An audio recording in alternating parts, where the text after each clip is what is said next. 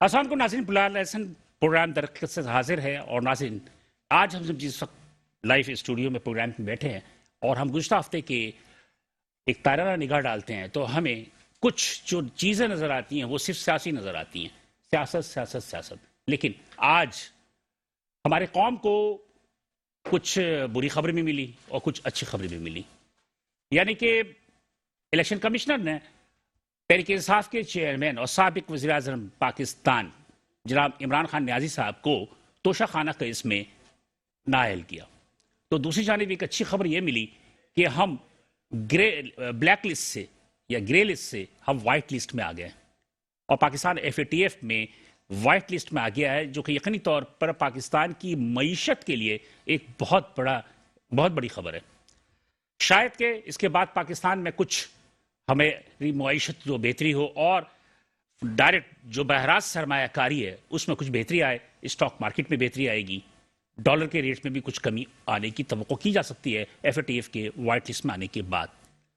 इस वक्त जो सूरत वो ये है कि सियासत में सबसे ज्यादा गहमे गहमी आज के फैसले यानी कि इमरान खान की नहली के बाद जो है, अगले हफ्ते इसके क्या असरात मुरत्तब होंगे वो तो आने वाला वक्त ही बताएगा।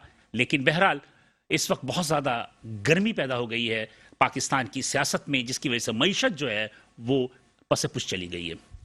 लेकिन उसके साथ साथ हम ये देखते हैं कि हुकूमत जो मौजूदा हुकूमत है, इसहाक डार साहब पाकिस्तान में टैक्सेस के नेट को बढ़ाना चाहते हैं, प्लस वो डॉलर के रेट को भी नीचे करना चाहते हैं, पाकिस्तान की मईशत को दुरुस्त करना चाहते हैं। लेकिन उन्होंने FBR को बिल्कुल खुली छूट दी हुई है गुज़श्ता तमाम हुक्मरानों की तरह। FBR की जानिब से मुख्तलिफ जो SROs लगाए जाते हैं, उस SROs की वजह से हमारे जो इम्पोर्टर्स जो होते हैं वो काफ़ी परेशान होते हैं। यही कुछ सूरत हाल हुई गुज़श्ता दिनों जो है वो कराची प्रेस क्लब में और पाकिस्तान टिम्बर एसोसिएशन और पाकिस्तान फर्नीचर एसोसिएशन ने मुश्तरका प्रेस कॉन्फ्रेंस की।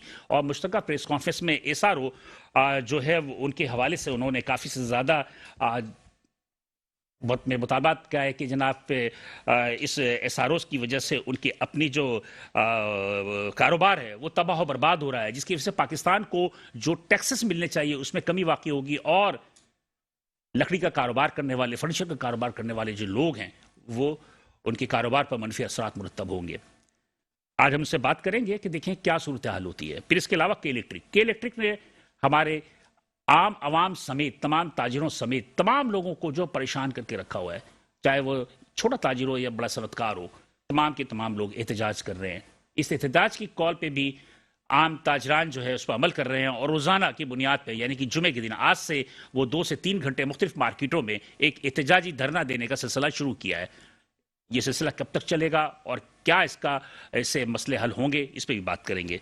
तो आज इस प्रोग्राम को जिन मेहमानों ने रौनक बख्शा है उनसे पहले हम उनका तारुफ करवा दूं, उसके बाद हम प्रोग्राम को आगे बढ़ाएंगे। मेरे आज पहले मेहमान है जनाब शर्जील गोपलानी साहब। ये हैं आज जो शरीक हो रहे हैं वो सदर all Pakistan timber market association के एसेस से। वैसे तो ऑल कराची ताजिर सिटी ताजिर ताक के भी ये चेयरमैन है, लेकिन आज हम इन्हें all Pakistan timber market association के हवाले से जो है थोड़ा सा इनसे गुफ्तगू करेंगे कि लकड़ी के कारोबार के हवाले से क्या मनफी असरात मुरत्तब होंगे अगर SROs को वो मनसूख नहीं करते। तो थैंक यू शर्जील गोपलानी साहब तशरीफ लाने का। मेरे दूसरे मेहमान है जनाब शरीफ मेमन साहब। ये शरीफ भी हैं और मेमन भी हैं और यकीनी तौर पे पहले भी आप हमारे इस TV चैनल पे इनको देखते रहे होंगे। ये हैं चेयरमैन बोल्टन मार्केट ताजिर इत्तेहाद के और ये भी इम्पोर्टर है और इनका भी कुछ मसाइल हैं इसी SROs के हवाले से, कुछ इम्पोर्ट पॉलिसी के हवाले से इनसे भी गुफ्तगू करेंगे। थैंक यू शरीफ मेमन साहब फॉर कमिंग। मेरे तीसरे मेहमान है, बड़ी अच्छी सी शख्सियत है, राना वहीद साहब। राना वहीद साहब को पहले भी आप हमारे स्क्रीन पे देखते रहे होंगे और राना वहीद साहब बड़े ही इंसाइक्लोपीडिया हैं अपने ट्रेड के हवाले से और अपने ट्रेड के हवाले से बड़े इंसाइक्लोपीडिया, बड़ी मालूमात है और बड़ी अच्छी गुफ्तगू करते हैं। यह सीनियर नायब चेयरमैन है पाकिस्तान फर्नीचर एसोसिएशन के। थैंक यू राना साहब तो यहाँ कमेंट कर। ये तीनों मेहमान आज यहाँ मौजूद हैं, हम गुफ्तगू करेंगे, लेकिन उससे पहले एक छोटी सी रिपोर्ट देखेंगे। रिपोर्ट के बाद दोबारा हाजिर होते हैं। पाकिस्तान इस वक्त माशी तौर पर अपनी बका की जंग लड़ रहा है। वफाकी वजीर खजाना सेनेटर इसाक डार की नामजदगी के बाद माशी सूरत हाल बेहतर होने की उम्मीद की जा रही थी, लेकिन अभी तक कोई वाज़ेह मुस्बित तब्दीली नजर नहीं आ रही है। डॉलर की कीमत नीचे आने का नाम ही नहीं ले रही। स्टॉक मार्केट भी मसनूई तौर पर तेजी का रुझान दिखा रही है। इन सब के बावजूद मौजूदा इत्तेहादी हुकूमत की माशी और सियासी हिकमत अमली वाज़ेह नहीं है। एक जानिब हुकूमत एक्सपोर्ट में इजाफे और टैक्स नेट और टैक्स में इजाफे का शो तो कर रही है, लेकिन एफबीआर को खुली छूट मिली हुई है कि वो ताजरों को ब्लैकमेल करके मफादात हासिल करे। दरामदात को कम करने का अंदिया दिया जाता है, लेकिन मौजूदा बैनुल अक़वामी सूरत हाल में आजादाना तिजारत के माहदे के पेश नजर इस पर मुकम्मल पाबंदी आयद नहीं कर सकते। यही वजह है कि एफबीआर दरामद करनदान को मुख्तलिफ एहले बहाने के जरिए ब्लैकमेल करती है। यही कुछ गुज़श्ता दिनों और पाकिस्तान टेम्बर एसआरओ, मुख्तलिफ एसआरओ मैन्युफैक्चरर्स और पाकिस्तान फर्नीचर एसोसिएशन ने प्रेस कॉन्फ्रेंस करते हुए 23 जून 2022-23 आईपीओ कोड 44.01 से एचएस 44.09 के तहत 545/2022 तक लकड़ी और लकड़ी की दरामदी शराइत को फौरी तौर पर मुअत्तल करने का मुतालबा किया है। दूसरी जानिब बिजली के नर्ख और बेतहाशा लोड शेडिंग ने ताजरों को एहतजाज और मुजाहरे पर मजबूर कर दिया है। माशी माहिरीन का कहना है कि इत्तेहादी हुकूमत सियासत में मशगूल होने की वजह से मईशत पर पूरी तवज्जो नहीं दे रही है। मुल्क की मईशत में लकड़ियां दरामद करने वाले सनतकारों की एक बड़ी तादाद लकड़ी दरामद करने पर इनसार कर रही है, और उनमें से एक अहम सनत तामीराती सनत है जो कि मौके पैदा करती है या दीगर 45 से 50 सनतें लगती हैं और मुल्क की मजमूई इक़्तिसादी सूरत हाल पर असरअंदाज होंगी। नाज़रीन, ये एक रिपोर्ट थी छोटी सी, जो रिपोर्ट हमने जो आपको दिखाई है, इसी रिपोर्ट को अहाता करते हुए हम मजीद गुफ्तगू जो है अपने मेहमानों से करेंगे, लेकिन एक छोटा सा कमर्शियल ब्रेक लेंगे। ब्रेक के बाद दोबारा हाजिर होंगे तो अपनी गुफ्तगू के तसलसल को जारी रखेंगे। साथ रहिएगा। वेलकम बैक नाज़रीन, प्रोग्राम दर हकीकत में हम दोबारा हाजिर हैं। रिपोर्ट भी आपने देखी और वक्फे में जाने से कबल जो मैंने एक इंट्रो दी थी कि हमारे अपने दरामद कुंदगान की जो प्रॉब्लम है, इसके अलावा आम ताजिर और सनतकार पाकिस्तान के अंदर और खासतौर पर कराची के अंदर जितना परेशान है, उस हवाले से गुफ्तगू करते हैं। तो शजी गोपलानी साहब, सबसे पहले आपसे पूछूंगा, एक तो आपने दो मुतालबे किए। एक तो आपने कराची प्रेस क्लब में आपने एसआरओ 545 के हवाले से कुछ गुफ्तगू की और लकड़ी की दरामद के हवाले से कुछ मुश्किलात परेशान आपको तो, और एक दूसरा जो आपने कराची इलेक्ट्रिक के खिलाफ जहाद बुलंद किया है कि हर मार्केट के अंदर आप 2-2 घंटे की जो है 3-3 घंटे के धरना देंगे। तो क्या सिलसिला शुरू हो गया? और ये जो आपने प्रेस कॉन्फ्रेंस की जो 545 का, इस हवाले से थोड़ी सी गुफ्तगू बताइएगा, क्या मसला है? एसआरओ 545 के तहत इन्होंने कुछ रिस्ट्रिक्शंस लगाई हैं टिम्बर की इंपोर्ट के ऊपर। एसआरओ 545 बेसिकली जो इन्होंने इशू करवाया है, इशू तो मिनिस्ट्री ऑफ कॉमर्स ने किया है, लेकिन रिकमेंडेशन थी ministry of food and food security की, और इससे कॉमर्स को भी एहसास नहीं हुआ कि वो क्या काम करने। फूड का क्या ताल्लुक इससे? बस ये एक्चुअल मसला ये, पाकिस्तान के अंदर जो ब्यूरोक्रेसी है वो हर चीज को कहीं ना कहीं जोड़ी देती है। नहीं, एक लकड़ी है, दरख्त है, उसका फूड से क्या ताल्लुक? असल में डिपार्टमेंट प्लांट ऑफ प्रोटेक्शन जो है वो फूड एंड फूड सिक्योरिटी के अंडर में आता है। अच्छा, ठीक है। प्लांट प्रोटेक्शन वाले जो है वो फूड एंड फूड सिक्योरिटी के अंदर में आते हैं, तो लाजमी बात है उन्होंने ही इसको रिकमेंडेशन किया है कि इस पर इंपोर्ट परमिट लगा दिया है और रिलीज ऑर्डर मशरूत कर दिया गया है डिपार्टमेंट प्लांट ऑफ प्रोटेक्शन की इंस्पेक्शन के ऊपर। ठीक है। अच्छा, हमारे साथ प्रॉब्लम क्या है? देखिए, हमारी ट्रेड में और बाकी ट्रेड के अंदर बहुत बड़ा फर्क है, क्योंकि हमें जो पाकिस्तानी मईशत इस वक्त डॉलर की दबाव का शिकार है वो अपनी जगह है, लेकिन आपका मसला ये है कि इस वक्त आपका जो ज्योग्राफिकल कंडीशन है आपके जो कॉन्टिनेंट की, उस कॉन्टिनेंट में आपके 24 से 25% जंगलात होने चाहिए, ताकि आप मौसम के तब्दीली के जो असरात हैं क्लाइमेट चेंज से आप बच सकें, जिसमें आपका बारिशों का जो मामला है, आप देख लें सैलाब जो पिछले 10 साल में आपके पास बढ़ता जा रहा है, उसकी सबसे बड़ी वजह यह है कि पाकिस्तान के पास 1.75% फॉरेस्ट रह गए। ये मैं नहीं कह रहा हूँ, ये United state department of agriculture का जो सर्वे है वो आपके इस वक्त वेबसाइट पे मौजूद है। ये जो बिलियन ट्री का प्रोग्राम था, मुख्तलिफ दरख्त लग रहे थे, उसके हवाले से क्या हुआ? देखिए, बिलियन ट्री के प्रोग्राम में हमें तो कहीं ऑन बोर्ड लिया नहीं गया। होना ये चाहिए कि हमें ऑन बोर्ड लिया जाता और हम इसका एक पार्ट होते, और ये जो महकमा जंगलात जो काम कर रहा था, हमें पता होता कि क्या हो रहा है और क्या नहीं हो रहा, और उसमें हम भी इनको सपोर्ट। अच्छा, आप लोगों से कोई कंसिडर नहीं किया? कोई कंसिडर नहीं किया, बल्कि मैं आपको ये बताता चलूँ आपके प्रोग्राम के तवज्जुह से, चैनल के तवज्जुह से, इस वक्त सिंध के अंदर हमने प्राइवेट तौर पे कम से कम 25,000 एकड़ के ऊपर प्राइवेट लैंड पे हमने फॉरेस्ट ग्रो करवाए हैं। ये हम अपने तौर पे काम कर रहे हैं, और हमारा टारगेट जो है 1 लाख से 1.5 लाख। ये कौन से एरिया में लगवाया आपने? ये हमने आपका क्या कहते हैं, गारो, ठट्टा बेल्ट जो आपका है ये है पूरा। अच्छा, ये जो सी बेल्ट है आपका, कोस्टल बेल्ट है। कोस्टल बेल्ट है, उसके अंदर हम काम कर रहे हैं। बेसिकली ये रॉ मटेरियल के लिए काम कर रहे हैं, जो हमारी इंडस्ट्रीज लग रही हैं। अच्छा, आप इतना दरख्त बड़े होंगे, आप काटेंगे, फिर नया दरख्त लगाएंगे। बिल्कुल, ताकि जो है, क्योंकि मसला क्या है फॉरेस्ट डिपार्टमेंट का पाकिस्तान में, जब दरख्त कटता है तो यहाँ पे होती है चोरी और स्मगलिंग। जब दरख्त कटता है, दरख्त काट के उसकी जो जड़ होती है उसको भी जला दिया जाता है। अगर आप दरख्त काट के जड़ भी छोड़ दें तो वो दरख्त दोबारा ग्रो हो जाता है। खैबरहाल 545 के हवाले से आपको क्या प्रॉब्लम अब 545 के हवाले से प्रॉब्लम ये है कि जब हम प्लांट प्रोटेक्शन के बाद जाते हैं इंपोर्ट परमिट लेने और रिलीज ऑर्डर लेने, तो उनको इन्होंने इतने इख्तियारात दे दिए कि उनका जब दिल चाहे उसको रिजेक्ट कर दें, उस पूरी कंसाइनमेंट को, और प्लांट प्रोटेक्शन वाले, ठीक है, और वो तमाम जितना भी हमारा माल जब्त कर सकते हैं, उसको जला सकते हैं, उसको उस मुल्क से वापस देने के, मतलब उस सूरत में ना कि अगर प्लांट प्रोटेक्शन वाले ये देखें कि इसके अंदर कोई ऐसे जरासीम आ गए हैं, कोई ऐसे मतलब कि चीजें हैं जो कि मार्केट में आएंगी तो बीमारी फैलेगी। बात ये पिछले 80 साल से आपके पास इंपोर्ट हो ही रहा है। 1971 से पहले बांग्लादेश जब आपके साथ था तो हमारी लकड़ी की खपत हार्डवुड की बांग्लादेश से पूरी होती थी। उसके बाद से आप जो है मलेशिया और दूसरे कॉन्टिनेंट मुल्कों में से जाके हम इंपोर्ट कर रहे हैं। हम यूएसए से इंपोर्ट करते हैं, हम जर्मनी से इंपोर्ट करते हैं, हम स्वीडन। ये वो तरक्की याफ्ता मुल्क हैं जो कि जरासीम और बैक्टीरिया को हमसे ज़्यादा समझते हैं, और मेजॉरिटी माल जो है वो फ्यूमिगेशन होके आता है। कुछ माल जो हीट ट्रीटेड होता है, कुछ माल क्लीन ड्राइड होता है। ये इन चीज़ों का हमसे ज़्यादा यूएसए समझता है। $54 मिलियन की इंपोर्ट हम जो है सिर्फ और सिर्फ यूएसए से करते हैं। इतनी ही इंपोर्ट हम कनाडा से कर रहे हैं। और मजबूरी ये है कि हमारे पास जंगलात नहीं है। अच्छा, हम हुकूमत पाकिस्तान को पिछले 20 साल से एक बात कह रहे हैं कि आप हमें सिर्फ फैसिलिटेट करें, हमें लैंड प्रोवाइड करें, हम री एक्सपोर्ट पे भी जा सकते हैं। जिस तरह इंडिया इंपोर्ट करके री एक्सपोर्ट कर रहा है, एक्सपोर्ट कर बिल्कुल उसकी वैल्यू करके। अच्छा, हम पहला प्लांट यहाँ पे हमारी एप्टा की कोशिशों से एक कंपनी ने लगा भी दिया पोर्ट कासिम के अंदर, वो ऑपरेशनल हो चुका है, और उसके पास इस वक्त मिडिल ईस्ट के एक्सपोर्ट के ऑर्डर आ चुके हैं। जबकि पाकिस्तान के पास ये पॉलिसी भी नहीं है कि आप री एक्सपोर्ट कर सके टिम्बर। हम उसके लिए भी कोशिशें कर रहे हैं कि वो माल री एक्सपोर्ट हो सके। तो ये 545 जो आप जिस पर आपने की, तो ये क्या आपको क्या रुकावटें देता है? ये इस वक्त रुकावटें ये प्लांट प्रोटेक्शन के हवाले से, प्लांट प्रोटेक्शन के हवाले से कंटेनर ग्राउंड करना पड़ता है, कंटेनर अनलोड करना पड़ता है, कंटेनर की इंस्पेक्शन होती है, फिर फ्यूमिगेशन की जबरदस्ती करवाते हैं। इस पे हमारा एक कंटेनर में 2 से 2.5 लाख रुपए खर्च होता है। उसमें मेजोरिटी जो पैसा है वो शिपिंग कंपनी को जाता है, जो कि डॉलर में चेंज होकर वापस जा रहा है। आप ये भी चीजें देखेंगे, आपकी जो लैंडिंग कॉस्ट जो है टिम्बर की, वो डे बाय डे बढ़ती जा रही है, और इस चीज़ की वजह से आपके जंगलात के ऊपर बेतहाशा दबाव बढ़ रहा है। जो 0.2% रह गए वो भी कटाई की नजर हो रहे हैं। आज आप देखें अखबार के अंदर चित्राल में स्मगलिंग करते हुए गधों को पकड़ा गया। इंसान नहीं पकड़े गए, गधे पकड़े गए। गधों को जो है कोर्ट में पेश किया गया, और उधर से पता चला कि एक गधा भी चोरी हो गया दोबारा। तो आज आप एक अखबार की रिपोर्ट आई, मैं आपको शेयर करूंगा। अच्छा, मैं समझा गधे के ऊपर लकड़ी होंगी, लकड़ी स्मगलिंग होगी। ठीक है। अब बिजली का जो धरना दे रहे हैं उसके मुताबिक बताइए क्या कर रहे हैं आप? देखिए, बिजली का कर दिया आपने? बिजली का देखें, आज हमने धरना दिया है टिम्बर मार्केट के अंदर। हाँ। कल हम धरना दे रहे हैं निश्चित रोड पे बैरिंग मार्केट में, और 1:30 बजे नमाज की हम वहीं पढ़ेंगे जोहर की, और उसके बाद हम वहीं धरना देंगे। मसला ये है कि 100% बिलों की अदायगी के बावजूद हम जो है इनको इस पर लोड शेडिंग का शिकार हैं। अच्छा, नहीं, हम बिल 100% भी नहीं भरते। आपको आज इंकशाफ कर दूं कि हम 110% बिल भरते हैं। कैसे?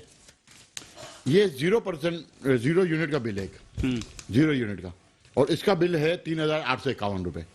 यहाँ पे कई इस बिल को अगर आपका कैमरा दिखा है फोकस करके कि ये 0% का बिल, यहाँ पे 0 यूनिट का बिल आपको दिखा रही है। ठीक है, इसी पे जो पीछे वो दिखा रही है वो बता रही है कि 5 यूनिट कंजप्शन हुई, और पर यूनिट 500 रुपए चार्ज लेके इसका बिल इन्होंने बना दिया 2750 रुपए कई का, और 1100 रुपए गवर्नमेंट के टैक्सेस। ये पिछले 1 साल से ये जगह बंद पड़ी है। ये इंडस्ट्रियल मीटर का बिल है। अब मैं आपके पास आता हूं, ये इंडस्ट्रियल मीटर का टिम्बर मार्केट का एक बिल था। ये दूसरा बिल है, कमर्शियल का बिल है 112 यूनिट का, और इसका बिल इन्होंने भेजा है 98,961 रुपए। इसकी जो कंज्यूमिंग है उस कस्टमर की, उसकी 112.5 यूनिट, उसको भी इन्होंने चार्ज किया है 500 रुपए यूनिट, और या 95,000 रुपये बिल इसका बनाया है। बाकी इसका 3,000 साढ़े 3,000 रुपये टैक्स है। आप मुझे ये बताएं कि इस बिल को 500 रुपये यूनिट पाकिस्तान में कहाँ पे चार्ज हो रहा है? मुझे ये बता दें 500 रुपये कहाँ चार्ज हो रहा है, और ये 500 रुपये लिखा है। ये एक गोरख धंधा कराची इलेक्ट्रिक ने शुरू किया हुआ है, जिसमें नेपरा भी पार्टनर है, और मिनिस्ट्री ऑफ इलेक्ट्रिसिटी और एनवायरमेंट भी इसकी पार्टनर है। चले मैं इस पर मज़ीद गुफ्तगू आपसे करेंगे। शरीफ मेमन साहब से थोड़ी सी गुफ्तगू करें। शरीफ मेमन साहब, क्या प्रॉब्लम है? सर हमें कस्टम के हवाले से प्रॉब्लम है और हमारी तो नीयत भी दूसरी है। हमारी प्रॉब्लम यह आती है कि 84 की पीसीडी आती है जो कि कस्टम की तरफ से बैंड है 84 85 की पीसीडी।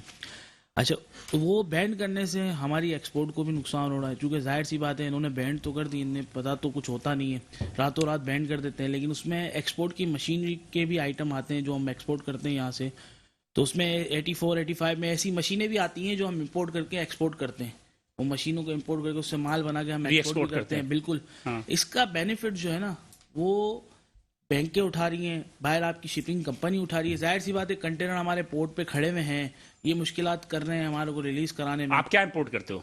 हम टॉयज इंपोर्ट करते हैं, आर्टिफिशियल ज्वेलरी इंपोर्ट करते हैं, कॉस्मेटिक इंपोर्ट करते हैं। तो हमारी ये चीज़ें होती हैं सारी। अब जैसे लग्जरी आइटम है, इन्होंने बैन कर दिया, उसकी बैंड तो इन्होंने हटा दिया, खोल दिया, लेकिन उसमें आरडी लगा दी सारी आइटमों में और ड्यूटियाँ बढ़ा दी, यानी कि 150% ड्यूटी बढ़ा दी। अब इसके नुकसान ये होंगे कि ये लोग जो हैं वो मार्केट के अंदर रेट बढ़ते नहीं और स्मगलिंग की तरफ जाएंगे। मुल्क की मईशत को ये बड़ा नुकसान होगा। अच्छा, स्मगलिंग अभी भी हो रहा है? जी बिल्कुल हो रहा है। तो क्या मतलब ये टॉयज वगैरह ये अफगानिस्तान के थ्रू आ रहे हैं? देखिए टॉयज तो इतना बड़ा महंगा आइटम है नहीं जो वो स्मगलिंग हो सके, और मैन्युफैक्चरिंग पाकिस्तानी इसमें हो चुकी है। इसी तरीके से आपके आर्टिफिशियल भी यही है कि मैन्युफैक्चरिंग पाकिस्तानी हो चुकी है और वो भी इतना महंगा आइटम है नहीं। कॉस्मेटिक हो गया, दीगर जो लग्जरी आइटम है वो जाहिर सी बात है जब इन्होंने कपड़ा वगैरह, हाँ बिल्कुल, वो तो फिर जो है वो आपका स्मगलिंग के जरिए आता है और उससे मईशत। आप लोग खरीदते हैं? नहीं सर, हमारा ये बिजनेस ही नहीं है। तो कौन खरीदता है? सर देखिए हर जगह पे ना, हर फील्ड के अंदर कुछ अच्छे लोग भी होते हैं, बुरे लोग भी होते हैं, और यह नहीं है कि कहीं भी ऐसी फील्ड नहीं है जो लेकिन होते ताजिर है ना? ताजिर होते हैं, बिल्कुल हर जगह पे होते हैं, हर फील्ड के अंदर होते हैं। और एसोसिएशन के मेंबर भी होते हैं। सर एसोसिएशन के मेंबर होना ना होना मैंने तो अभी तक नहीं देखा। अच्छा खैर, चले ये तो मैं इसलिए पूछ रहा था कि बहरहाल अच्छा ताजिर भी है और बुरा ताजिर भी है। बिल्कुल 5 उंगलियां बराबर। अच्छा, मजे की बात यह है कि वो बुरा ताजिर इसलिए बना हुआ होता है कि उसे अच्छा काम करने के लिए मतलब ये टैक्स एफबीआर वालों ने इतना ज्यादा तंग किया हुआ होता है कि वो कहता है कि मैं बुरा बनकर ही काम करूंगा। बिल्कुल ऐसा ही होता है। बिजली का क्या हाल चाल है? बिजली देखें हमारे यहाँ तो अल्हम्दुलिल्लाह लोड शेडिंग नहीं है, और पिछले 20 मार्केट में पिछले 20 साल से लोड शेडिंग थी बोल्डर मार्केट पे। 1 साल हो गया हमने और के इलेक्ट्रिक ने मिलकर काम किया वहाँ पे एरिया के अंदर, और मेरी के इलेक्ट्रिक की ट्विटर के ऊपर वीडियो भी रखी हुई है। हमने उसको लोड शेड फ्री किया हुआ है पूरे बोल्डर मार्केट को। अच्छा जी, कितनी दुकानें होंगी वहाँ? हमारे पास 30,000 अभी हमने मीटर भी चेंज करवाए, जो हमने सर्वे करवाया था ओल्ड सिटी एरिया मिलाकर। तो 30,000 हमने के इलेक्ट्रिक के साथ मिलकर 30,400 मीटर भी चेंज करवाए थे, और 30,000 के लगभग दुकानें हैं। तो मतलब ये कि उन्होंने लोड शेड फ्री कर दिया आपको? बिल्कुल। तो आप के इलेक्ट्रिक से कोई शिकायत नहीं है? के इलेक्ट्रिक से हमें बिलिंग के हवाले से शिकायत है, जैसे कि शर्जील भाई ने बताया कि मन चाहे पैसे लगा देती है, मन चाहे बिल भेज देती है, जिसको जितना चाहे वो टैक्स लगा देती है। इस बारे में शिकायत है। बाकी हमारे एरिया के अंदर इन्होंने काम अच्छा किया हुआ है, इस वजह से हमारे एरिया के अंदर देखिए लोड शेडिंग की ना वजूहत होती है। लोड शेड हमने जब जाकर के इलेक्ट्रिक के जनरल मैनेजर से हमने उस टाइम पे मिले थे, आज से 1 साल पहले, मुझे अभी भी याद, तो वहां पर जाके उन्होंने बताया कि जिस फीडर के अंदर 30% चोरी होगी वहां पे आपकी लोड शेड हो जाएगी। तो हमारे एरिया के अंदर लोगों ने कुंडे लगाए हुए थे, इस्तेमाल कर रहे थे, हमने उसे रिमूव करवाया उनके साथ मिलके। जहाँ ये बार बार कुंडे लगते थे उनको बंद करवाया हमने, और उसके ऊपर वर्किंग करवाई हमने। कुछ मीटर थे, कुछ बिलिंग नहीं हुई थी, उनके साथ मिलकर वर्किंग करवाया, तो उसका रिजल्ट ये आया कि उन्होंने हमारा एरिया फिर लोड शेड फ्री कर दिया। मतलब ये कि आप सिर्फ बिलिंग से परेशान है कि इलेक्ट्रिक के? बिलिंग से परेशान, बाकी कोई परेशानी नहीं है? बिल्कुल। बाकी आपके जो कस्टम्स के मसलाइल हैं, एफबीआर से ही ताल्लुक रखता है, तो एफबीआर के जो मसाइल है, तो उस मसाइल के हवाले से आपने फेडरेशन में या किसी दूसरे एसोसिएशन वगैरह से कोई रब्ता किया? कोई जी हमारे रब्ता है, बात हुई? अभी भी मेरी मीटिंग होकर ही आया हूँ। मैं मीटिंग से कराची चैम्बर ऑफ कॉमर्स में आरिफ लाखानी साहब हैं जो उसको हेड कर रहे हैं। जी जी, उनके साथ मेरा रब्ता है, उनके साथ मैं काम भी कर रहा हूँ इस प्रोसेस पे, और हम मिलकर ही काम कर रहे हैं वहाँ पर। आपका कौन सा माल रुका है जिसकी वजह से आप कस्टम से इतने परेशान हैं? सर हमारी 84 पीसीडी है ना, उसके अंदर आपकी टॉर्च लाइटें भी आती हैं, ठीक है। अच्छा, इसके बाद लग्जरी आइटम आते हैं, वो तो अभी खैर पाबंदी हट गई है, लेकिन हम जब हमारे मिक्स कंटेनर होते हैं ना, तो उसके अंदर 84 85 वाले आइटम भी होते हैं, जैसे कि आपकी एक छोटी बच्चों की गोलियां आती है, टिश्यू पेपर आते हैं, ये सारे प्रॉब्लम होता है। वो कंटेनर के अंदर होते हैं 5-10 कार्टन, तो उससे बड़ा फर्क पड़ता है, पूरा कंटेनर रुक जाता है।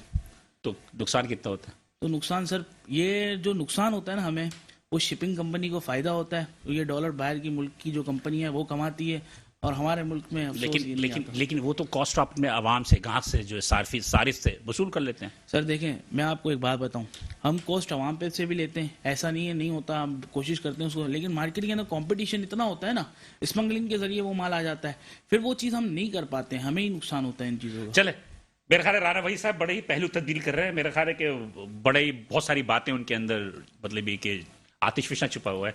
जी राणा भाई साहब, जी सबसे आपने पहले प्रेस कॉन्फ्रेंस भी की थी शर्जील गोपलानी के साथ मिलकर ये 545 के हवाले से। जी बिलाल भाई, सबसे पहले आपका और मेट्रो वन का मैं शुक्रगुजार हूँ Thank कि you, sir. आपने Thank you. हमारे अपने प्रोग्राम Thank में you. मदद किया। जब बिलाल साहब की हुकूमत आई और वो एक नारा लेकर आई कि हम ऐसी ताजिर दोस्त पॉलिसी लेकर आएंगे जिससे ताजिरों के जो मसाइल हैं जो गुज़िश्ता 4-5 सालों से चले आ रहे हैं, इंशाल्लाह उसका अजाला करेंगे और ताजिरों के जो भी मसाइल हैं इमीडिएटली बुनियादों पे हल करेंगे। ठीक है, बिंग ताजिर हम ये समझते हैं कि आने वाली जो भी हुकूमत है वो अच्छा ही पॉलिसी लेकर आएगी। नई हुकूमत ने सबसे पहले काम किया कि इंपोर्ट पॉलिसी वो लेकर आए SRO 545 जी के तहत कि हम इंपोर्ट को डिस्करेज करना चाहते हैं और एक्सपोर्ट इंडस्ट्री को प्रमोट करना चाहते जी हैं। बिल्कुल। तो हमें उनके ये नैरेटिव पे हमने पसंद है। यकीन किया, चलें भी ठीक है, किसी भी मुल्क की तरक्की एक्सपोर्ट इंडस्ट्री से ही मुंसलिक होती है। लेकिन बदकिस्मती से जब SRO 445 आया और हमने उसको स्टडी किया तो हमें इनके नैरेटिव में ये चीज़ नजर है, सर आप तो बेसिकली दोनों इंडस्ट्री का बेड़ा गर्क करना चाहते हैं, इंपोर्ट का भी इंपोर्ट का भी और एक्सपोर्ट का भी। जी। अब मैं आपको कुछ फिगर्स बता देता हूँ। पाकिस्तान फर्नीचर एसोसिएशन ने गुज़िश्ता 3 सालों में हमारी जो एक्सपोर्ट थी वो 3.4 मिलियन की थी, जी ठीक है सर, और हमारी जो इंपोर्ट थी वो 11.9 मिलियन की थी। ठीक है। हमने 3 साल में ऐसी पॉलिसियां टिडैप के साथ बनाई जिसके अंदर इस वक्त करंट पोजीशन है कि हमारी जो एक्सपोर्ट है वो 4.9 फर्नीचर की बात मिलियन कर रहे है, हो आप ना? फर्नीचर की सर, ओनली जी। Wooden furniture. जी, जी। और हमारी इंपोर्ट जो है वो डिक्लाइन होके आ गई है 7 पॉइंट पे। इट मींस हमने 6 to 7 मिलियन डॉलर का हमने डेफिसिट कवर कर दिया कवर सिर्फ कर 3 सालों में, बगैर किसी हुकूमती सरपरस्ती के और बेहिसाब मसाइल के साथ। अब सर हुआ क्या, 545 है क्या, इससे फर्नीचर इंडस्ट्री किस तरह अफेक्ट होगी? मैं तो अफेक्ट का लफ्ज नहीं इस्तेमाल करूंगा, मैं तो कहूंगा चले, जनाबे वाला ये तबाह हो जाएगी। मैं आपकी गुफ्तगू जारी रखूंगा, मुझे एक ब्रेक के लिए कहा जा रहा है, फिर मैं वापस आऊंगा तो आपसे ही गुफ्तगू इस तरह करूंगा। नाज़रीन, यहाँ पे प्रोग्राम का सिलसिला जारी है, हम छोटे से ब्रेक लेंगे, ब्रेक के बाद दोबारा हाजिर। वेलकम बैक नाज़रीन, प्रोग्राम दरअसल में दोबारा हाजिर हैं। वक्फे में जाने से कब मेरे ख्याल में राना भाई साहब की गुफ्तगू थोड़ी सी जो है इंटरप्ट हुई थी। जी रही राना भाई साहब। जी, इस असारों के आने के बाद हमें ये एहसास हुआ जब को इसके मसाइल हमारे सामने आए, चैप्टर नंबर 44.1 और 44.9 तक जो जितने मसाइल इसमें शर्जील साहब ने भी तफसील से बातें बताई, उसमें ऐसी शिकें डाली गई, बेसिकली वो इदारों की एक हरासमेंट का एक जरिया बनी जिससे ना कि रिश्वत का बाजार गर्म होगा बल्कि ये एक्सपोर्ट इंडस्ट्री डायरेक्ट ही इससे मुतासिर हो रही है। अच्छा, इससे और उसमें ऐसी शिकें ऐसे डिपार्टमेंट को इन्वॉल्व किया जिसका उस चीज से कोई लेना देना ही नहीं है। आप प्लांट प्रोटेक्शन की बात कर रहे हैं? जी, प्लांट प्रोटेक्शन की मैं बात कर। अच्छा, उन्होंने एलिगेशन क्या लगाए, बड़े मजाक खेज, यानी कि हमें तो उस पर हंसी आई उनकी कि जनाबे वाली लकड़ी जो है ना, क्योंकि 6 महीने 6-8 महीने इंपोर्ट होती है, एक प्रोसेस है उसका बड़ा लंबा यहाँ पर पहुँचने का, तो उसमें जी जरासीम आ जाते हैं। अब मुझे बताएं बिलाल साहब, एक चीज़ इंपोर्ट हो रही है 3 महीने वो कंटेनर में, किस तरह वो यार उसमें जरासीम का क्या सवाल है? लकड़ी के अंदर, लकड़ी कोई फूड आइटम थोड़ी है। फिर एक उन्होंने शिक डाली, जनाब लकड़ी के ऊपर जो छिलका होता है उसको उतार दिया जाए, उसमें कोई खास किस्म के कीड़े आ जाते हैं और जो हमारी टी को यहाँ डैमेज कर रहे हैं। भाई वो अगर आपके पास कोई ऐसी इन्फॉर्मेशन है बाय लेटर हमें दें, उस रिपोर्ट को हम उसको स्टडी कराते हैं। इस वक्त जो लकड़ी इंपोर्ट हो रही है वो उसकी वजूहत ये है कि हमारा जो मुल्क है वो इस वक्त हमारे पास जंगलात नहीं है। बिल्कुल सही, ठीक है, तो मजबूरी है इस वक्त लकड़ी को इंपोर्ट करना। अच्छा, लकड़ी हमारे लिए क्या अहमियत रखती है? लकड़ी फर्नीचर इंडस्ट्री का बेसिकली रॉ मटेरियल है और ऐसी इंडस्ट्री जो कि एक्सपोर्ट से रिलेटेड है, जिसके बाद एक्सपोर्ट के ऑर्डर्स हैं और जो इस वक्त ग्रो कर रही है आपकी एक्सपोर्ट को। अच्छा, सिर्फ एक्सपोर्ट भी ये नहीं, कंस्ट्रक्शन इंडस्ट्री को भी जो है जो है से मतलब खराब होती है ना, कंस्ट्रक्शन इंडस्ट्री में भी लकड़ी का सबसे हमारी इस्तेमाल जो है। अपनी जो डोमेस्टिक मार्केट है वो $4 बिलियन की है फर्नीचर इंडस्ट्री की लोकली पाकिस्तान। अगर ये इंडस्ट्री क्लैश कर जाती है तो $4 बिलियन का क्या हम इंपोर्ट करेंगे फर्नीचर? फर्नीचर 12 जरूरियात की चीज है।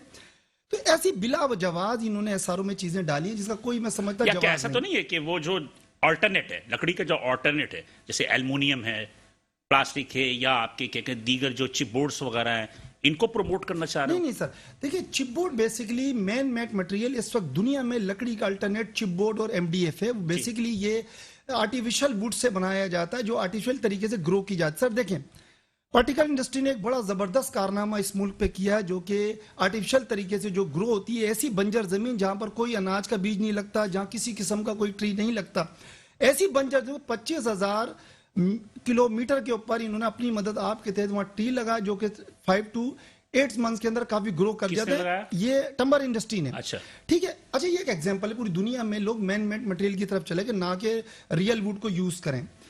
बिलाल साहब बात देखें क्या है, आपको मैं एक छोटी सी बात बता दूं, आज से 5 साल 10 साल पीछे चले जाएं, 500 कंटेनर एमडीए के पर डे इस मुल्क में आते थे। बिलियन ऑफ डॉलर हम मलेशिया, ताइवान, श्रीलंका, चाइना को देते थे। आज जीरो इंपोर्ट है सर एमडीएफ की। एक ऐसी इंडस्ट्री जो बिलियन ऑफ डॉलर, जिसने आपका डेफिसिट बचा दिया इंपोर्ट का, और अब वो एक्सपोर्ट कर रही है, उसके लिए आप कहते हैं आप लकड़ी मत मंगाएं। अच्छा, हमारे यहाँ सबसे बड़ी बात क्या है कि शरीफ साहब, मैं आपसे थोड़ा सा पूछना चाह रहा हूँ, क्योंकि आप फेडरेशन में भी काफी है, क्या हमारे यहाँ जो एक्सपोर्ट में ना सिर्फ 5 आइटम को बहुत ज्यादा जीरो रेटेड जो है उसको हम गिनते हैं, जिसमें टेक्सटाइल है, कालीन है, दवा साजी है, चमड़ा साजी है, ये लकड़ी वगैरह या दूसरी चीजों को हम नहीं गिनते। वजह क्या है? क्या आप लोगों ने रिकॉग्नाइज नहीं करवाया गवर्नमेंट से? एक्चुअल मसला ये है, director general trade organization of commerce के साथ मेरी अभी रियाज साहब से मीटिंग हुई है लास्ट वीक। यही बात मैंने उधर की है कि ये इतनी बड़ी इंडस्ट्री है टिम्बर की, जिसको हम, जैसा कि वो राना वही साहब जो बता रहे हैं, मेरा अपना ख्याल है कि आवाम में से कोई भी नहीं जानता होगा इस बात को। देखें, हम इस फील्ड में मौजूद हैं तो हमें पता है। राना वही साहब ये लोग जब से आए हैं और पाकिस्तान फर्नीचर मैन्युफैक्चरिंग एसोसिएशन में इन्होंने भी आके बहुत काम किया है। मेरी last time doctor Ayesha Ghosh Pasha से भी मीटिंग हुई वहाँ पे इस्लामाबाद में, और मैं उन्होंने मुझे ये बोला कि $12 मिलियन पे हमारी फर्नीचर इंडस्ट्री जो एक्सपोर्ट आ चुकी है, जबकि $4 मिलियन पे जा चुकी थी। $11-12 तो आपकी टेक्सटाइल की एक्सपोर्ट है, ठीक है ना। अब अगर आप सिर्फ इस सेक्टर को हमें सिर्फ काम करने दें, हम सिर्फ एक ही चीज मांगते हैं इनसे कि आप हमें सिर्फ और सिर्फ इजी डूइंग बिजनेस की जो पॉलिसी है उस पर काम करने दें। आप हमसे जितना हम इंपोर्ट कर रहे हैं टिम्बर, इससे ज़्यादा आप रेवेन्यू री एक्सपोर्ट पे टिम्बर पे ले लें, रो पे। सिर्फ मैं इसकी बात कर रहा हूँ, मैं फर्नीचर की बात नहीं कर रहा हूँ। फर्नीचर इंडस्ट्री तो अलग चीज़ है। अभी आज आप देखें कि जो माशाल्लाह फर्नीचर एक्सपोर्ट हो रहा है, अभी हार्डवेयर जो चीज़ हमें चाहिए पाकिस्तान में वो मैन्युफैक्चरिंग नहीं हो रही। ये सेक्टर पूरा खाली पड़ा है, इस पर हम काम कर सकते हैं। पाकिस्तान में अभी बहुत सी चीज़ें ऐसी हैं जिस पे काम नहीं हो रहा। बहुत सी इंडस्ट्रीज पे हम, स्पेशली अगर आप टिम्बर से रिलेटेड देखें, 40 से 50 इंडस्ट्रियाँ जो है टिम्बर से रिलेटेड चलती हैं। अगर ये तमाम की तमाम हमारे साथ अगर थोड़ा सा गवर्नमेंट कोऑपरेट कर दे और हमें काम करने दे, तो हम इन तमाम चीज़ों पे जितना टेक्सटाइल आपको एक्सपोर्ट पे दे रहा है, इससे ज़्यादा आपको टिम्बर रिलेटेड इंडस्ट्री दे सकती है। तो वो इसकी मैं आपको मिसाल देता चलूं। मैं यही कह रहा हूँ कि आप लोगों ने फिर वो कोशिशें नहीं की कि फेडरेशन में इधर कि आप इसको चीज को आप उसको रिकॉग्नाइज करें। 5 से 6 सनतें, 7 सनतें, लकड़ी के इंपोर्ट एक्सपोर्ट के मुताबिक कोई जानता ही नहीं फर्नीचर। मैं आप अगर मेरे साथ मेरे लिए भी बड़ा, आप मेरे साथ डीजीटी ऑफ कॉमर्स की अगर ऑफिस चले तो मेरी जो फाइल डीजीटी ऑफ कॉमर्स की टेबल पे मेरी अपना की जो फाइल पड़ी है वो 1 फुट से ऊपर है। ये पिछले 2019 से लेके अब तक मेरे 350 से ऊपर लेटर सिर्फ डीजीटी ऑफ कॉमर्स के पास जा चुके हैं। इसके अलावा मिनिस्ट्री ऑफ कॉमर्स, फाइनेंस, और मैं तमाम फाइनेंस की स्टैंडिंग कमेटी की जब मीटिंग्स है वहां भी ये 12 दफा बात कर चुका हूं कि भाई आप हमें सिर्फ काम करने दें। आपको पता है इस प्रोजेक्ट के ऊपर चाइनीज जो है वो हमारे साथ मिलकर काम करना चाह रहे हैं ग्वादर में। लास्ट टाइम आपको याद होगा मूविंग पिक में हमने एक ज्वाइंट मीटिंग की थी जिसमें मिस्टर बाउजोंग जो हैं वो हमारे साथ बैठे थे और 400 एकड़ लैंड उन्होंने हमें ऑफर की कि हम 10 साल की पेमेंट के ऊपर आपको दे रहे हैं, आप लोग ग्वादर में आके काम करें। अब ग्वादर में अगर हमें कम से कम जो अमनो अमान की सिचुएशन अगर बेहतर हो जाती है और वो क्लाइंट मिल जाता है, अगर यहाँ नहीं मिलता हम वहां से काम करने को भी तैयार हैं। लेकिन उसके लिए तो वो सब्जेक्ट टू कंडीशन है ना कि आपका अमन अमान बेहतर हो। जी शरीफ मेमन साहब, आप बड़े खामोश हैं, आप भी कुछ बोल दें कि कौन सी ऐसी चीज़ है जो कि आपको, मैंने एसएमईज की तर्जुमानी के लिए ज़्यादा रखा है, तो एसएमईज के लिए जो है वो क्या प्रॉब्लम है कि जनाब के वो इंपोर्टेड आइटम आप लोग क्यों बेचना चाहते हैं? आप लोकल सामान क्यों नहीं बेचते? सर देखिए, मैं आपको एक ये तो अमीर लोग हैं। हाँ हाँ, अमीर कमीर लोग हैं, इनका तो ये तो नहीं, मैं इनकी इंडस्ट्री की बात आपको बताऊं। ये आज से अगर 15 साल पहले ये लोकल मैन्युफैक्चरिंग पे थे, ये पिछले 10-12 साल में ये इंपोर्ट के ऊपर आए हैं। उसमें भी हुकूमत की सरपरस्ती ना होना बहुत बड़ी वजह है। इनकी जो मार्केट की बहुत सी कंपनी को मैं पर्सनल जानता हूँ जो यहाँ पे मैन्युफैक्चरिंग करती थी। इन्होंने थाईलैंड से ज़्यादा इनका जो है क्वालिटी इनकी बेहतर थी। लेकिन मसला यही है कि जो यहाँ पे आपकी इलेक्ट्रिसिटी पावर आप नहीं दे पाते। इंडस्ट्रीज को जो सेक्शन 84-85 जो कि सिर्फ और सिर्फ डायरेक्ट मशीनरी और मशीनरी पार्ट्स के ऊपर डिपेंड करता है, वो आप कैसे बैन कर सकते थे? आपने डाली कैसे? आपको किसने वहां पे मशवरा दिया कि जो इंडस्ट्री से रिलेटेड आपके जो पार्ट्स आ रहे हैं आप उसको डिस्टर्ब करें? सर आज से 3 साल पहले जो है ना, वो हमारे यहाँ पे इम्पोर्ट हो गई थी बिल्कुल 10%, चाहे वो टॉयज की हो चाहे आर्टिफिशियल ज्वेलरी की हो।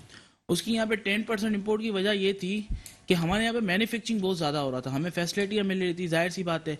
अब वो हमारी जो है ना आहिस्ते आहिस्ते फैसिलिटी हमारे पास से जा रही है। सोने की जो रेट बढ़ी जी या चोरी चकारी शुरू हुई, जी जी चीना बिल्कुल चपटी, बिल्कुल तो अब तो ज्यादा शादियों में लोग आर्टिफिशियल ज्वेलरी इस्तेमाल करते हैं, बिल्कुल ऐसा ही तो है। इसकी वजह से तो आपकी कंजप्शन बढ़ गई ना। लेकिन सर हालात वो नहीं है ना, लोगों की परचेसिंग पावर नहीं रही है। कितने की? मेरा ख्याल है कि 2,000 3,000 4,000 रुपए में पूरा सेट आ जाता है औरत का वो। सर मतलब मैं आपको एक artificial बात jewelry। बताऊं तो जाहिर सी बात है वन टाइम जो तो कि नहीं लाखों चलता में ना। आएंगी। वो वन टाइम तो नहीं चलता ना, लोग उसको 3-3 साल 4-4 साल यूज करते जा रहे हैं, क्योंकि अच्छा। अब वो परचेसिंग पावर लोगों के पास होगी ना, खुशहाली होगी तो लोगों के पास परचेसिंग पावर रहेगा।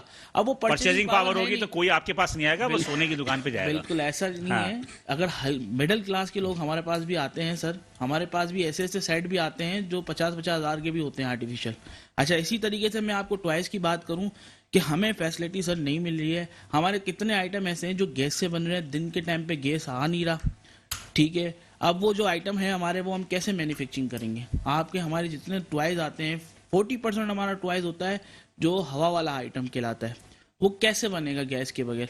जब हमें हुकूमत मुझे तो- यहाँ पे मुझे- फैसिलिटी देगी मुझे- ना, मुझे तो तो सिर्फ- हम मुझे- इंशाल्लाह मुझे एक्सपोर्ट तो- भी करके बताएंगे आज आपको। आप अमीरों के दरमियान फंस गए हैं, तो कहने का मकसद ये नहीं, है ये ये करोड़पतियों के दरमियान नहीं, फंस नहीं, गए हैं। मुझे सिर्फ सिंपल से एक बात बता दीजिए कि लोकल मार्केट के अंदर जो आप चीजें जो इंपोर्ट करते हो, ज्यादातर चाइना से इंपोर्ट होता होगा, बिल्कुल, बिल्कुल। 80% to 90%। बिल्कुल लेकिन ऐसा बात वही होती है कि जब आप वो चीजें इंपोर्ट करते हो, इंपोर्ट खुला हुआ है, ड्यूटियां बढ़ गई हैं, बिल्कुल। ठीक है जी। प्रॉब्लम क्या है कि क्या मतलब ये कि ड्यूटी अदा करने के बाद माल तो लेकर आ रहे हो ना, अगर वो चीज 300 की पड़ रही है तो आप मार्केट में उसको 600 को भी बेच रहे हो।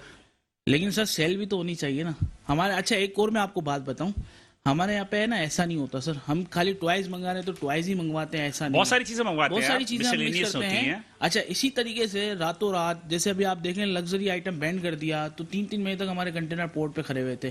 डैमेज डिटेंशन की सूरत में हमने कितना वो नुकसान सब माफ किया। हो गया ना? ठीक नहीं सर, किसने कहा? वो तो माफ हुआ ना? 40% लेस हुआ है। 50% 40% लेस हुआ है। हुआ था, लेकिन वो भी नहीं हुआ है। 40% तो हमारे यहाँ पे हुआ है, आरिफ लाखानी साहब ने हमें करवा कर दिया था। 40% हमारे यहाँ तकरीबन दुकानदारों का हो चुका था, 60% नहीं हुआ था। इसके बाद जो है ना हमारे पास रातों रात उन्होंने बैन लगा दिया। इसमें बड़ी मुश्किलात होती है, हमें किसी चीज़ के ऊपर वर्किंग नहीं होती है। 0% के आइटम वाले के आइटमों को इन्होंने पीसीडीओ में डाल देते हैं, उस पीसीडी के अंदर उस पीसीडी बैन कर देते हैं। लग्जरी आइटम में ऐसा नहीं होता कि वो खाली लग्जरी आइटम बैन कर रहे हैं, वो पीसीडी के हिसाब से करते हैं। पीसीडी के हिसाब से उन्होंने ऐसे आइटम बैन कर दिए होते हैं जिसकी वैल्यू होती ही नहीं है। 0% वाले आइटम, अब वीसल भी बैन कर दिया। राणा साहब, बात वही है कि क्या कितने अरसे से आप लोग कोशिशें कर रहे हैं कि ये जो आपके 50 रेटेड, ये जो बड़ा मशहूर है कि ये 5 सनतें हैं जो सबसे ज्यादा मुल्क को चला रही हैं, बिलाल साहब देखें, तो आप लोगों ने इसमें अपने आप को शामिल करने की कोशिश क्यों नहीं की? जी बिल्कुल। देखें बदकिस्मती ये है कि आज से 2019 से पहले आपने जैसे खुद भी फरमाया कि फर्नीचर इंडस्ट्री का कभी नाम नहीं आया, ये हमारी बदकिस्मती समझ लें। लेकिन अल्हम्दुलिल्लाह जब से पाकिस्तान फर्नीचर एसोसिएशन का वजूद बना है और हम लोगों ने काम शुरू किया है, तो आज मुल्क के कोने कोने में ये हमारी जितनी मिनिस्ट्री ऑफ फाइनेंस है, टिडैप है, गवर्नमेंट ऑफ पाकिस्तान है, उस तक हम अपने मसाइल लेकर गए और कई मसाइल हमारे हाईलाइट भी हुए। मैं आता हूँ अपनी उसी पॉइंट के ऊपर कि SRO 45 जो गवर्नमेंट लाएगी, जी हम इंपोर्ट पॉलिसी लेकर आ रहे हैं, हम इंपोर्ट को डिस्करेज करना चाहते हैं। ठीक है, हम इस बात के कायल हैं कि इंपोर्ट किसी भी मुल्क की तरक्की का बाइस नहीं बन सकती। इंपोर्ट बावक्त मजबूरी किया जाता है। अगर हमारे डोमेस्टिक इंडस्ट्री हो, इंपोर्ट का शौक किसको है? क्योंकि इंडस्ट्री को इतने मसाइल में दो चार कर दिया जाता है कि वो बेचारे तंग होकर इंपोर्ट की तरफ ही जाते हैं। अल्लाह ना करे हमारा हाल भी। नहीं, इंपोर्ट की तरफ इसलिए भी जाते हैं ना, नहीं, आपका बिल्कुल लोकल तौर पर चीज प्रोवाइड नहीं होती। नहीं, मेरी बात सुने ना, मसाइल क्रिएट किए जाते हैं, इदारों की हरासमेंट, रिश्वतखोरी और नाजायज मुनाफाखोरी भी इसमें शामिल हो जाती है, जिसकी वजह से हमें इंपोर्ट पे लोग जाते हैं। ताजिर जाहिर सी बात है कितने टाइम हडीक लेगा अपनी। बिलाल भाई अब आ जाएं बात उस पर। इसके अंदर ऐसी चीजें भी इन्होंने शामिल कर दी। आपने पॉलिसी तो बनाई थी इंपोर्ट को डिस्करेज करने के लिए, आपने कहीं एक्सपोर्ट से रिलेटेड इंडस्ट्री का रॉ मटेरियल भी इसमें डाल दिया। मसलन जैसे कि मैंने आपको बताया 4401 और 4409 में लकड़ी के काफी ऐसे इशूज क्रिएट कर दिए। एक अहम इशू, दुनिया में इस वक्त टेक्नोलॉजी का दौर दौरा है। किसी कोई मुल्क, कोई इंडस्ट्री बगैर टेक्नोलॉजी की तरक्की कर सकती है? कॉमन सेंस की बात है। सही बात। इसमें चैप्टर 85 जिसमें जी मशीनरी शामिल कर दी है। मैं खुद जाती तौर पे कुछ मशीनरी मंगाना चाहता हूं और इस वक्त मशीनरी पे बैन है। मुझे बताएं बगैर टेक्नोलॉजी के सर कौन सी इंडस्ट्री तरक्की करेगी? दुनिया की कोई इंडस्ट्री बगैर टेक्नोलॉजी के तरक्की तो कर फेडरेशन सकती से है? बात हुई, फेडरेशन जी, चैम्बर ऑफ अब कॉमर्स मैं वगैरह में? कल जो है मैं मिनिस्ट्री ऑफ फाइनेंस और मिनिस्ट्री ऑफ कॉमर्स के ऊपर इंशाल्लाह मैंने कल एक लेटर लिखना है।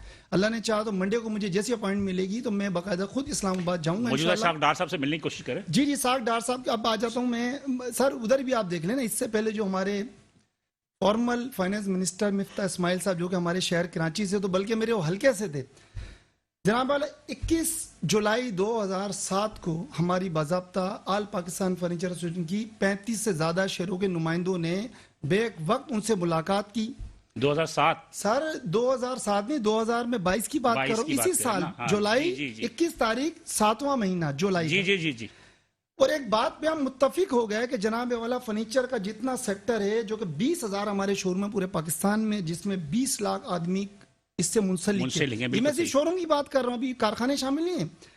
तो हम फिक्स टैक्स पॉलिसी जो आप लेकर आए, हमने उसको कहा कि जी जनाबे वाला वो बजाय बेचारे छोटे ताजिरों पे लगाने के हम पे आप लगाएं, हम उसके लिए कैपेबल है। एक्सपोर्टर्स पे लगाए। और आप टीयर 1 से फर्नीचर सेक्टर को निकालें, इनके 2000 स्क्वायर पे, इस पे मुत्तफिक हो गए। मुफ्ता साहब ने हमसे वादा किया, चेयरमैन एफबीआर डॉक्टर आसिम साहब भी मौजूद थे, member policy doctor Afaq Ahmed Qureshi sahab भी मौजूद थे, वो तो चले गए ना, अब वो पॉलिसी खत्म हो जनाबे गई वाला ना। चेयरमैन साहब अभी मौजूद हैं, हाँ। ठीक है, और मेंबर पॉलिसी साहब मौजूद हैं। सर बात क्या है, देखिए हमारे यहाँ मीटिंग भी हो जाती है, ताजिर चला भी जाता है, वो कोशिश भी करता है और उसकी बात मान भी ली जाती है। अब इम्प्लीमेंट कौन करेगा? इम्प्लीमेंटेशन का जब टाइम आता है तो हिल्ले बाने बना के मुझे बताया ना, जब चेयरमैन एफबीआर ने हमसे कमिटमेंट कर ली, उसके बाद कोई बात बची है? आप जैसे हमसे सवाल करते हैं, जी आपने अपनी बात पहुंचाई। मैं इस वक्त फेडरेशन में ऑल पाकिस्तान एक्सपोर्टर एसोसिएशन का इस वक्त सिटिंग चेयरमैन भी हूं, जो कि एक्सपोर्टर एसोसिएशन की भी मैं इस वक्त नुमाइंदगी कर रहा हूं। देखिए मसला क्या है, गवर्नमेंट इस वक्त सियासी मामला में उलझी हुई है। गवर्नमेंट को भी नीचे क्या आ रहा है उसको कुछ पता नहीं चल रहा। मैं आपके तवज्जुह से वजीर आजम शहबाज शरीफ साहब को एक पैगाम देना चाहता हूं कि आप जरा नीचे देखें सर, ऐसा ना हो जब आपकी हुकूमत जाए और अब अवाम में निकलें तो अभी इस वक्त अवाम आपसे नाराज है और आपसे ताजिर भी नाराज है। उसकी वजह यह है कि नीचे की जो ब्यूरोक्रेसी है इस कदर डैमेज कर रही है, ऐसी पॉलिसी बना के जिससे रिश्वत का बाजार गर्म हो रहा है। बिलाल साहब ये जो एसआरओ निकला है, इससे हो क्या रहा? मैं आपको मजे की बात बताता हूँ, इससे सिर्फ रिश्वत के अलावा और कोई काम नहीं हुआ। एक रिश्वत का नया एक दरवाजा खुल गया, तो ताजिर लाजमी सी लाखों बात रुपए है। रिश्वत दे के वो अपना कंटेनर क्लियर अच्छा, प्लांट कराता है। प्रोटेक्शन तो वैसे ही बदनाम है। जनाब प्लांट प्रोटेक्शन तो वैसे ही बदनाम है, जो जो अनाज बरामद करते हैं वो सामान की तमाम जो है उससे खौफजदा अपनी है। बात में कंप्लीट करता हूँ। हाँ। इससे एंड दी एंड इस वक्त जो महंगाई का तूफान इस मुल्क में बरपा है, इसका असरात आम आवाम पे जाता है। एक वो फैमिली जो अपनी बच्ची की शादी करने का फर्नीचर मार्केट में लेने आती है 1.5 से 2 लाख रुपए लेके, वही फर्नीचर को सर जब 3 लाख का मिलेगा, मुझे बताएं वो कैसे बच्चों के शादियों के सिलसिले होंगे और क्या मामला होंगे। और ऐसी इंडस्ट्री जिसमें कम से कम 20,000 बंदा काम कर रहा है शोरूमों पे, अगर ये शोरूम अच्छा, बंद एक होंगे। चीज बताया राना भाई जी साहब, लकड़ी के ऑल्टरनेट पे क्यों नहीं जाते आप लोग? सर लकड़ी का अल्टरनेट एमडीएफ है ना, लकड़ी का अल्टरनेट चिपबोर्ड है ना, वो तो हम यूज कर रहे हैं। उन चिपबोर्ड वालों पे भी तो बैन लगा दिया सर। एल्युमिनियम है, सर स्टील वो है। तो उससे हाई कॉस्ट मटेरियल है, उस अच्छा। पर फर्नीचर की कॉस्ट। सर देखिए पूरी दुनिया में बिलाल में, नॉट ओनली पाकिस्तान, पूरी दुनिया में लकड़ी का अल्टरनेट जो है वो एमडीएफ और चिपबोर्ड को करार दी गया है। और पूरी दुनिया में इस वक्त $256 बिलियन की एक्सपोर्ट है टोटल। फर्नीचर को लोग मजाक समझते हैं, दुनिया की 7वीं बड़ी इंडस्ट्री है इंटरनेशनली। और 256 पाकिस्तान में इसकी एक्सपोर्ट $12 अरब है। सर नहीं, इस वक्त एक्सपोर्ट हमारी जो है वो $4.9 मिलियन की है, जो इस साल का टारगेट था हमारा $1 बिलियन का, ठीक है। अच्छा 2023 जनवरी में हम गवर्नमेंट ऑफ पाकिस्तान के साथ इंटरनेशनल एग्जीबिशन लगा रहे हैं लाहौर के अंदर। 56 कंट्रियों को हमने इनवाइट किया है। मेरी आज ही टिडैप के असिस्टेंट डायरेक्टर से बात हुई, मैंने कहा सर एक तरफ तो आप हमें इंटरनेशनल एग्जीबिशन में लगा रहे हैं, 56 मुल्क आप बुला रहे हैं, दूसरी साइड आप लकड़ी पे बैन लगा रहे हैं। मुझे बताएं वो मैं एक्सपोर्ट के ऑर्डर लेके उसको बना के कैसे दूंगा? चाइना में जाऊंगा अपनी फैक्ट्री लेके, मशीनरी मेरे पास नहीं होगी, मैं अपने ऑर्डर कैसे कंप्लीट करूंगा? बिल्कुल सही है। तो एक पेचीदा ये मसला है। पेचीदा मसला। मेरा अपना जाती राय है कि आप नए वजीर खजाना से मिलें, थोड़ा सा उनसे भी बात करें, एप्लीकेशन दी हुई है, और इंशाल्लाह कोशिश करें कि इसे आप जीरो रेटेड जो भी एक्सपोर्ट इंडस्ट्री है उसमें शामिल करने की कोशिश देखिए करें। हम इसको। ये इसाक डार साहब से ये उम्मीद रखते थे, जब इसाक डार साहब आए उन्होंने ये वादा किया कि मुस्लिम लीग का ये वतीरा रहा है कि इन्होंने हमेशा से ताजिर दोस्त पॉलिसी लेकर आए, लेकिन हमारी ये सब नारा ही रहा है। तकरी है, वो नारा ही वाकई में रहा है। जी प्रोग्राम खत्म कर रहे हैं, मेरे ख्याल पे 5 मिनट रह गया। मुझे बता दीजिए कि आपकी के इलेक्ट्रिक के हवाले से क्या मुतालबात है? के इलेक्ट्रिक के हवाले से देखें, जो इन्होंने एबीसी इसलिए 545 का जो उन्होंने बड़ी तफसीली से बता दिया, और मजीद इस पे बहस करने की जरूरत नहीं है। के इलेक्ट्रिक ने एबीसी की टिम्बर मार्केट को टोटल कर दिया था। और जो ये बात कर रहे हैं अपना राना भाई साहब। शरीफ साहब, अच्छा, शरीफ 30% फीडर पे जो चोरी होती है और केई का ये मतलब, इनका भी 1 साल हुआ एबीसी हुए, हमारा एबीसी हुए 5 साल हो गए। 5 साल पहले हमारी टोटल पूरी timber market load shedding free हो गई और उन्होंने साइट आईबीसी से हमें ज्वाइन कर दिया था, जिसपे 12 पीएमटी मेन रोड पे लगवाई गई थी, जिसका मकसद ये था कि सिर्फ ये टिम्बर मार्केट को ही लेके जाएंगे। इनका कहना ये है कि पिछले आपको पता है 3 माह पहले कोई इनका फड्डा हुआ था लियाड़ी में, और हमारी तनसीबात को नुकसान पहुंचाया गया, तो उसका सारा नजला जो है वो टिम्बर मार्केट पे गिर रहा है। और अगर यहाँ पे कोई मामला हो तो आप तो आप आवाम अमीर जो- लोग हैं ना। नहीं, अमीर के अलावा एक बार अमीर लोग हैं, मैं आप आपको एक और लोगों को इंकशाफ परवाह ही करता नहीं हूँ, है। एक और इंकशाफ करता हूँ। 8 लाख 10 लाख का 20 लाख का बिल ऐसे ही नहीं भर नहीं, देते हैं। अमीर लोग और गरीब लोग की बात नहीं, बात ये है एक सिस्टम की। मुझे मिफ्ता इस्माइल साहब ने खुद ने बताया पिछली मीटिंग में, जब से स्टेट बैंक में हम बैठे थे, तो वहां पे उन्होंने बताया कि मेरे साथ और भी लोग थे, ताजिर रहनुमा जिनमें रिजवान इरफान थे, जमीर प्राचा थे, उनके सामने उन्होंने इंकशाफ किया। 1000 मेगावाट बिजली जो है फेडरल गवर्नमेंट देती है आपको केई को, और उसका बिल भी केई पे नहीं करती। सर, ये बहुत पुरानी बात है। उसका बिल भी केई पे नहीं करती, और हमें 1% भी वो केई का तरदीद आ गई थी, हमारे पास आ गई थी केई की तरदीद, और केई ने कह दिया था कि हमने इतने बिल पैसे जमा किए हैं और गवर्नमेंट अपने आप ऑडिटर से पूछ ले ये वो। इसमें हुकूमत के भी बहुत सारे मतलब देखिए, आज भी एक बात है, गलत इनको बातें ऑडिटर जनरल को अपॉइंट करना जी। चाहिए और इसका ऑडिट कराना चाहिए। हमारे जो मसला है इस वक्त 100% से प्लस हम जो बिजली के बिल दे रहे हैं, प्लस इसलिए कि 500 रुपए यूनिट भी हमारे लोग पे कर रहे हैं। चले ये बहुत बड़ा इशू है, ये बहुत बड़ा इशू है। इस इशू को थोड़ा सा आप आगे भी लेंगे। शरीफ अहमद साहब, आखिरी अल्फाज में बता दीजिए कि मुतालबात क्या है आपके। सर मेरा मुतालबा कस्टम ये तो है, आपकी सुनेंगे नहीं, कस्टम तो खैर- हमारी सुनेंगे नहीं, लेकिन जब मेरा उनकी नहीं सुन रही तो आपकी क्या आखिरी सुनेंगे? मुतालबा मेरा ये है कि जिस तरीके से हमारे डॉलर को 15 दिन के लिए फिक्स करते हैं, हमारे डॉलर को जिस तरीके से पेट्रोल को आपने फिक्स कर दिया 15 दिन के लिए, तो इसमें ताजरों को एक बड़ा रिलीफ मिल जाएगा, एक नया पैकेज होगा। इसमें काम करने में ताजरों को भी आसानी होगी कि एक 15 दिन के लिए, 1 महीने के लिए डॉलर की रेट फिक्स कर दें, ताकि इसमें हमारे मुमकिन है, लिए बहुत राना ईजी भाई? रहेगा। बिलाल भाई, आपके तवज्जो से मैं साथ डाल ये सकता मुमकिन है? सर देखें, उम्मीद ही की जा सकती है, ठीक है, इस मुल्क में कुछ भी हो सकता है। लेकिन नामुमकिन कुछ भी ओके, नहीं ओके। है। जी जी जी, जल्दी जल्दी देखिए, जल्दी। वो ये है कि खुदारा फर्नीचर इंडस्ट्री पे तवज्जो दी जाए, कहीं ऐसा ना हो जैसे शूज इंडस्ट्री, टॉय इंडस्ट्री आज खत्म हो भगवान गई। का ख्याल है, ऐसा ना हो कल फर्नीचर का भी यही हाल हो, अल्लाह ना करे। तो इस पे तवज्जो दे, उनके जो मसाइल वरना हैं, आपको फिल हो सकता है कि आवाम को हमारी जमीन पर सोना पड़े, जी। फर्नीचर ही दस्तयाब ना हो। थैंक यू सर, बहुत शुक्रिया तीनों हजरात का। और मेरा ख्याल है कि बहरहाल बहुत सारी चीज़ें तशनगी रहेगी, लेकिन इंशाल्लाह अगले प्रोग्राम में हम इनको कुछ पूरे करने की कोशिश करेंगे। बिलाल हसन को इजाज़त दीजिए, इंशाल्लाह अगले हफ्ते इसी दिन इसी वक्त आपसे दोबारा मुलाकात होगी।